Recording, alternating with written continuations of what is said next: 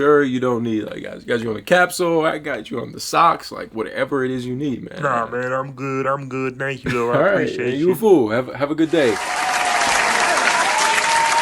What are you doing? We're rolling. What do you mean? Clearly they missed me. Hello, thanks for calling Foot Locker. This is Junior. How can I help you? Hey, what's up, Sam? Do you have any retros? Any retros?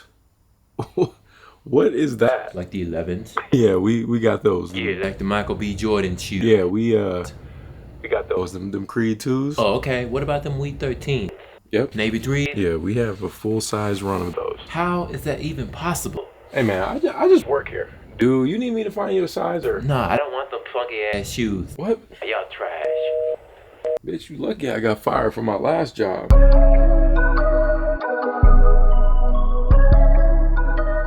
It's about time, man. People are finally waking up from being a slave to the brand. Psych. I'm just playing, man. You guys know I love these discussion videos. I could talk about this all day long. Why Air Jordans aren't selling out anymore. It's a constant cycle that we've seen over and over, man. You go back to the late 80s of when Mike was playing, man, even the 90s. Shoes were widely available. You could go into the store. I honestly want to say, what, 2010 and above is where it just somehow became abnormal for any retros or Jordan sneakers to sit in the store. That was the whole point. You go to the store and you can buy them. People loved it. And then this huge inflation bubble of money just being pushed and pushed into the economy, the hype, the status that came along with sneakers. They were impossible to get. I know so many of you guys who literally quit being sneakerheads, including myself.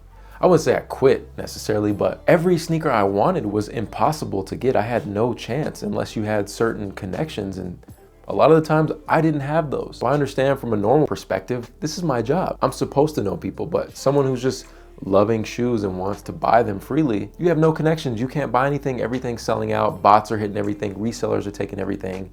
Lil Joey's mom is a multi-millionaire. She gave 15-year-old Joey $10 million to start a sneaker business. We've seen some crazy times in the culture, right? But don't forget the East Bay catalog days, man. You just 1-800, yeah, let me get them Concords, you know what I'm saying? Those were the days. And I feel like the sneaker culture is falling back into that. It's not necessarily why Air Jordans aren't selling out anymore. It's just they're releasing more sneakers than I think they've ever done before. It's unbelievable. Every single other day, there's a new colorway. People can't keep up. And yeah, man, we are clearly in an economic downfall. People don't have the money. People are spending wisely. And it's just a great time to be a sneakerhead. And you know, one thing that we always love to complain about on YouTube, or just consumers in general, is like price increases, inflation. But the reality is, man, even back in the late 80s, 90s, I remember my grandpa telling me like buying a pair of Jordans for my uncles were like, that was like insane. Like $100? $100 for a sneaker? And the quality ain't even that good? Like they're not even gonna last that long? Then I gotta buy another $100 pair the next season? Believe it or not, people used to hoop in Jordans. Like I used to hoop back in high school in Jordans. You don't really see it too often anymore.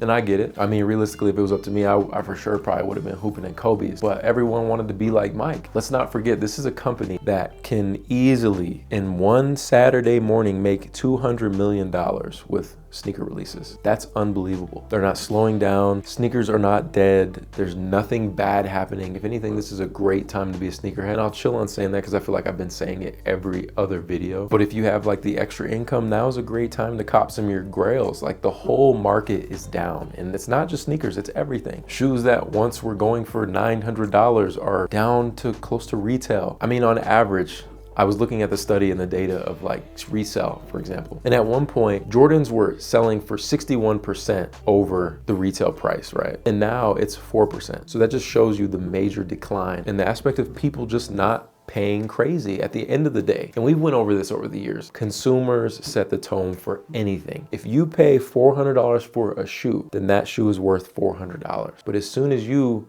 say, nah, I'm not gonna buy them, whether it's from the reseller or it's directly from Nike, the distributor, things are gonna go on sale, resellers are gonna have to drop prices. There was a time where resellers were buying up all the stock and then just setting the price. And again, someone bought it, then someone else bought it, and they said, oh, well, you know, those are worth $500. That's the funny thing, like when you're out wearing shoes, people are like, oh man, these shoes are worth $2,000. And it's like, they're really not. It's just a shoe. Just a bunch of things to like think about, right? And I always want this to be an open discussion. Love for you guys to just drop comments down below in your opinion. But I think the root of it all, and to answer the title of this video, why are Air Jordans not selling out anymore? I think some of them are.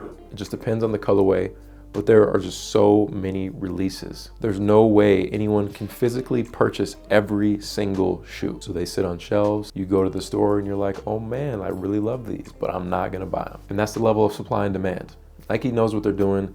I really think things are still backed up in terms of, you know, with COVID and all the stuff that happened, factories being shut down, ideas, just the world closing. I think we'll see an interesting turn. Probably not 2024, but maybe in 2025, but it's possible. I mean, the same thing happened in 2015 where you go to any store and every retro imaginable was sitting on shelves, and I love it. Of course, I love having shoes that other people don't have. I don't want to be like everyone else, but in terms of certain silhouettes and retros, man, like run that. Give me the Concords, give me the Space Jams, let me get the True Blue 3s, bring back the Mochas, let me get the Nike Air on the back. I need all that. Interesting times, man, but stay patient, always saves your pockets. What do you guys think about the current state of the sneaker culture and just the game in general? Because as much as people want to sit and say, oh, prices are crazy, Kith just dropped a Birkenstock and it was like $300 and it sold out for a Birkenstock, bro. That blew my mind. You know, I was thinking, oh, people don't have any money, blah, blah, blah, which is true. We're all, hey, bro, we're all struggling to trust. You see these views, my boy? But you have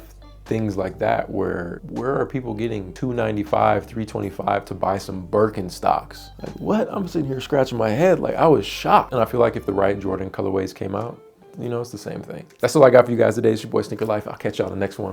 Run it. Hands in the air now. Sneaker life. Hey, hey, hey, hey, hey, hey. A sneaker life.